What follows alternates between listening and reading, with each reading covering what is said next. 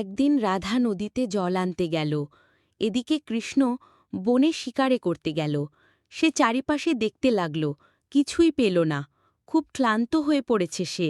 পাথরের ওপর বসে হাতে জল নিয়ে বসে আছে। তারপর সে বাড়ি ফিরল। বাড়িতে এসে সে রাধাকে ডাক দিল।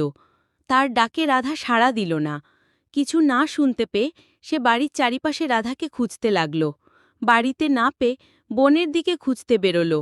বনের রাস্তা দিয়ে খুঁজতে খুঁজতে সে দেখে নদীর ধারে রাধা মাটিতে শুয়ে পড়ে আছে। কৃষ্ণ খুব কান্না করছে। রাধাকে তুলে নিয়ে এসে পাথরের সামনে রাখল। রাধাকে ডাক দিল। রাধার জ্ঞান ফিরে নিয়ে কৃষ্ণ কি করবে কিছুই বুঝে উঠতে পারেনি। তারপরে হাতে জল নিয়ে রাধার চোখে দিতে থাকল। তবুও রাধার জ্ঞান ফেরেনি। তারপরে হাত জোর করে বলতে থাকল, কে কোথায় আছো তোমরা, আমার রাধাকে বাঁচিয়ে দাও।